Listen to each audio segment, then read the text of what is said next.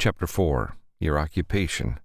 Quote, "Choose the job you love, and you won't work a day in your life." End quote. Confucius. We have now arrived at the second pillar of the lifehouse of the full life, work. Before starting this section, I suggest you take the time to make a personal reflection on your current work situation. Please take a look at page 22 of the PDF workbook, and then take a few minutes to answer the following questions. Reflection 6. Your current job. How do you feel about your current job? Do you feel joy when you go to work in the morning? Does your job allow you to achieve your personal goals? How important is money as a reason to stay in your job? Is there any good reason to stay in your job? One country I have visited frequently is Japan. I live in Shanghai, China, and flying to Japan only takes me 2 hours. The country has a fascinating culture. It has influences from China, especially in its Zen religion, but has developed its own culture and an original philosophy about life. One such Japanese concept is IKIGAI. It refers to the raison d'être, or purpose in life. It combines 4 elements: what you love, what you're good at, what the world needs, and what you'd pay for. The idea is to balance these 4 areas to find meaning in your life. For the Japanese, Ikigai is the key to a happy and healthy life. The 4 components of Ikigai are what you love. This refers to the activities that you are passionate about and that make you feel happy and fulfilled. For example, music, sports, art, and technology, among others. What you're good at doing. This is your natural skill set and talents, which can be further developed with practice and training. What the world needs. Describe the areas of society that can benefit from your talent or skills and help solve social or economic problems. What you would be paid for. This refers to jobs that allow you to earn financial remuneration and, at the same time, exercise what you love and what you are good at.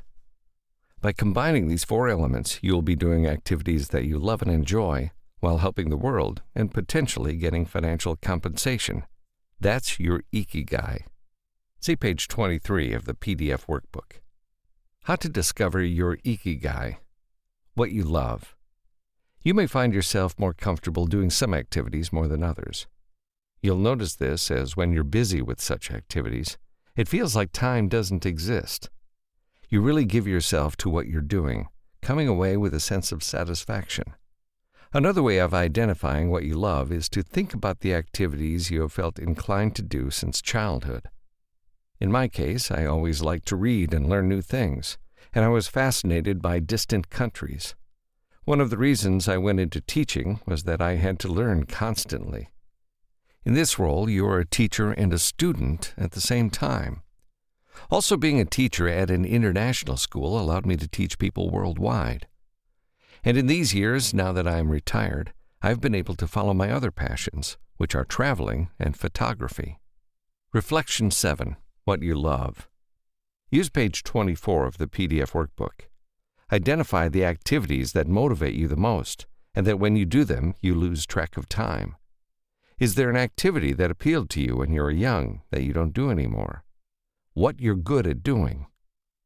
Here I will use the work of Harvard professor, psychologist, and educator Howard Gardner. He suggests that intelligence is not just one, but many. Throughout his career, he has written and published numerous books. Originally published in 1993, one of his best-known and most prominent works is Multiple Intelligences, Theory in Practice. The book explores the idea that multiple intelligences can be applied in the classroom and presents various teaching strategies to accommodate different types of intelligence. It has been translated into numerous languages and has been highly influential in education worldwide. One way to find what you're good at is to identify in which intelligences you excel at. According to Gardner, there are 8 different types of intelligence, each with specific skills and abilities. These 8 types are: 1. Linguistic intelligence. This is the ability to use language, words, communication, and rhetoric. This type of intelligence is related to using and understanding verbal and written language. People who possess it manifest a facility for words, with strong communication skills and good reading comprehension. This intelligence is present in several professions and academic disciplines, as well as in many people's daily lives. Those with high linguistic intelligence enjoy reading and writing, appreciate poetry and history, and engage in discussions on complex topics. Professionals who excel in this intelligence include writers, journalists, poets, communicators, lawyers, editors, teachers, and all activities in which ideas are concretized through oral and written expression. In educational terms, developing this intelligence can be fostered by inviting students to discuss and think critically, promoting the ability to listen while increasing skills for communication and argumentation in public. 2. Logical mathematical intelligence. This is related to aptitude in logical reasoning, mathematical problem solving, and understanding abstract patterns. People with this intelligence know how to understand and work with numbers and abstract concepts. Those with high logical mathematical intelligence have an innate ability to recognize and understand patterns and cause and affect relationships in the world around them. In educational terms, the development of this intelligence is strongly focused on mathematics, from elementary mathematics to logic and abstract theory. Logical mathematical intelligence is generally important in careers and professions associated with physical and exact sciences, such as engineering, physics, medicine, and mathematics, but can also be found in anthropology, finance, and other technical and abstract fields.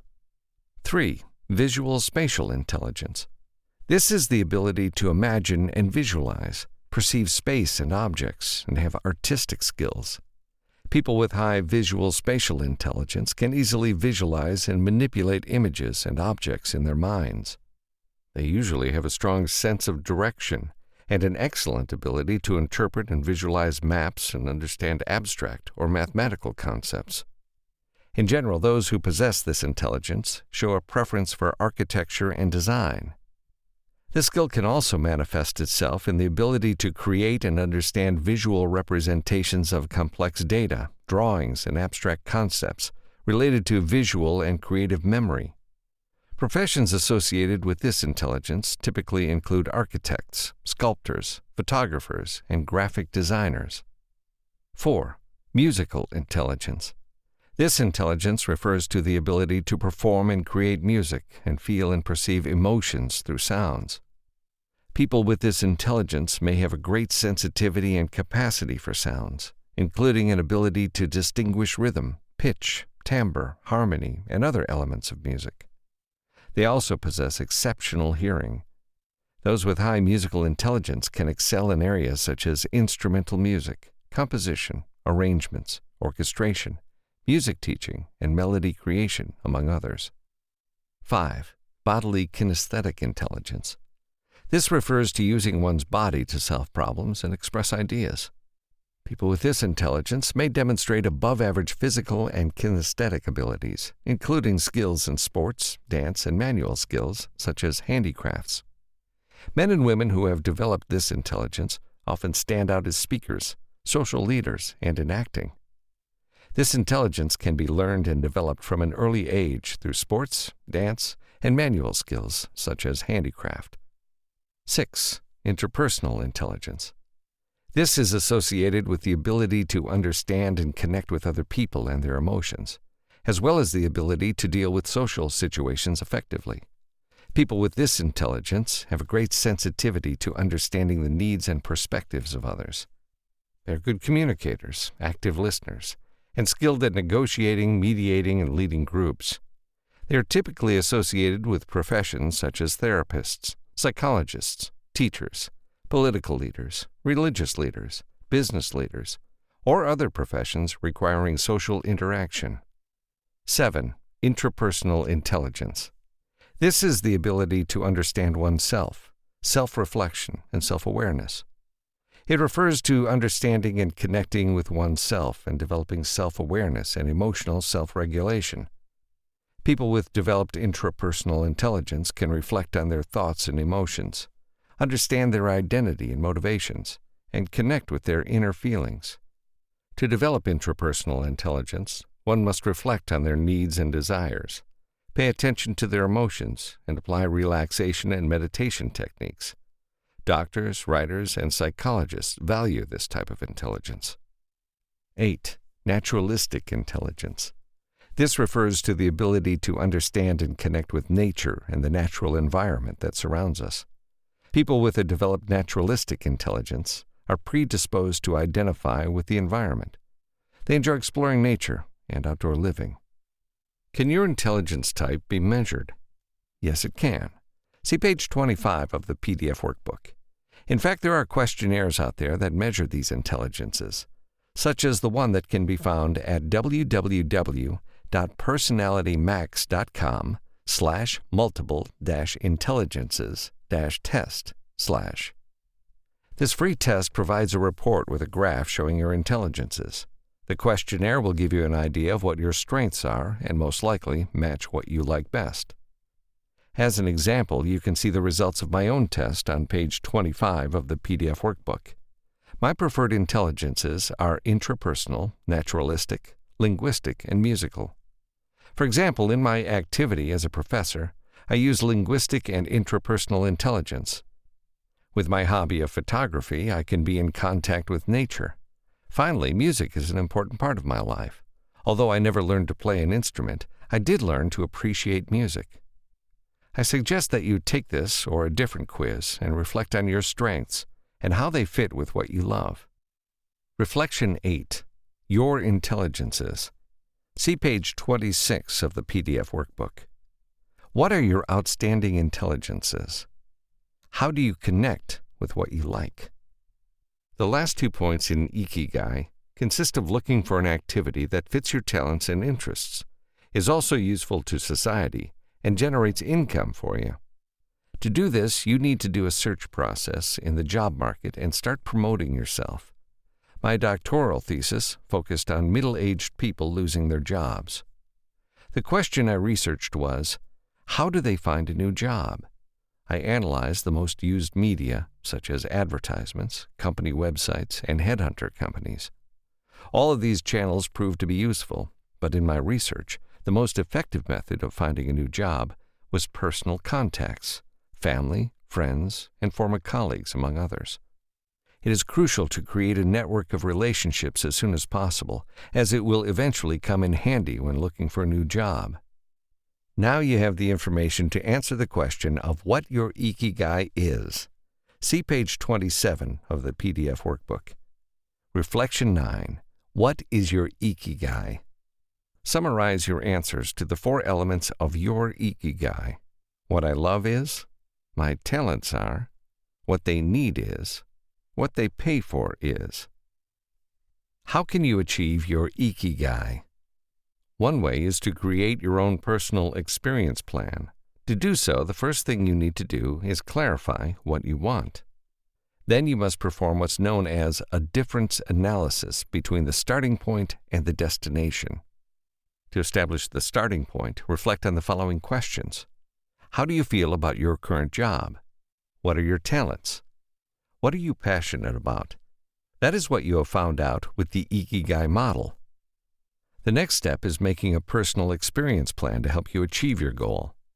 To help with this, ponder the following question. What new skills do you need? Based on your answer, you can decide if you need to do a training program. Contact people who are working in that sector to learn more about what is needed, or find a mentor who can guide you and create opportunities to help you along the way. The support of your family and close friends is also important.